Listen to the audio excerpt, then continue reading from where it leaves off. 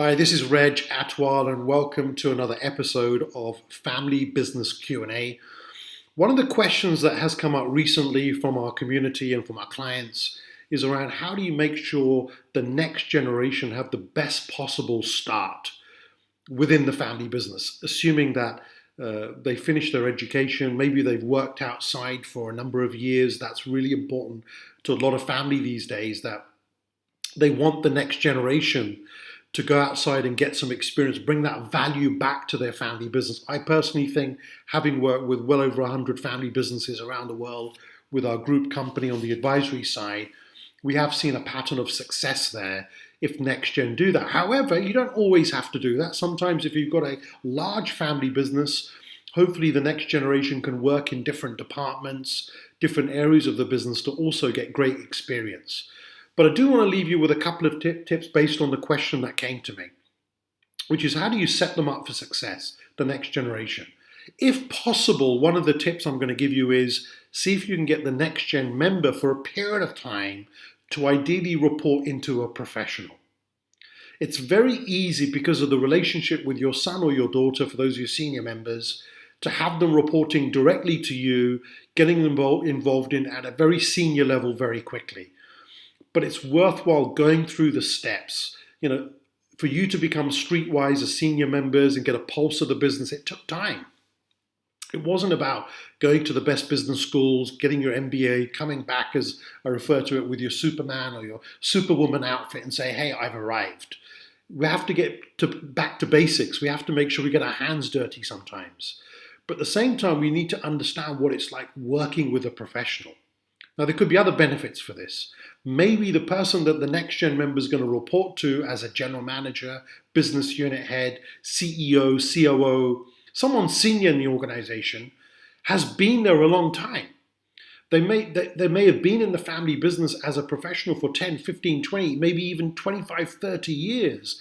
And there's a huge bond, there's a strong bond and connection with them and the chairman, the senior members in the family business. So it could be good to do that. And plus, that person may be a little bit hard on the next gen. That's okay. But that relationship, the dynamics is going to be very different to a son or daughter reporting directly to their father or directly, to someone senior in the family business straight away. That relationship with the professional is going to be professional.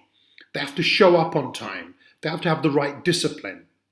They can't make excuses, the excuses they can potentially make to the senior members. So this is the first tip I want to leave you with. See if you can engineer it and find a way that they report into a professional. Number two, if you have got a large family and now the person's ready to report into a family member to be coached and mentored, try find a family member that is not direct bloodline, not from the same family business unit, father or mother, ideally an uncle or an auntie, or another NextGen member who's maybe a little bit senior as the person that they will now report to.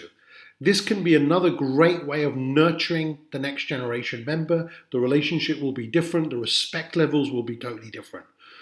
So those are a couple of things that I want to leave you with. In a future video, I will share with you a little bit more about how can you structure certain projects with NextGen members and structure on a month-by-month basis over 12 months to make sure you give the NextGen member the best possible chance of exceeding. And lastly, for the senior members who are watching this today, don't be hard on the NextGen. What you learnt in 20, 30, 40, 50 years, they're not going to pick up in the first year. They need to make mistakes. They're not going to do things perfectly. Allow them to fail. Allow them to make some mistakes. Encourage them. Help them to pick themselves back up and then go again. And this is very different to being hard on them from day one because you've got such high expectations.